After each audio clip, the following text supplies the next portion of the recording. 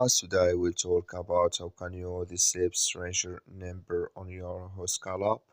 We go to figure out the solution or know how you can do that on your app.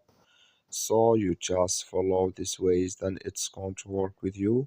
So all you have to do, you just go here, go above this sign, click on it here.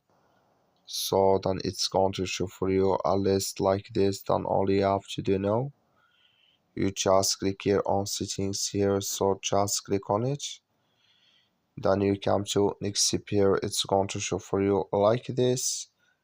So then you go down here, just come here to stranger number here, click in this sign or this color. Like you see color, it's gone, that's mean here stranger number, it's disabled with us now. So that's all you have to do. I wish you I get it, that's all. Thank you for watching. Don't forget to support us by like and subscribe.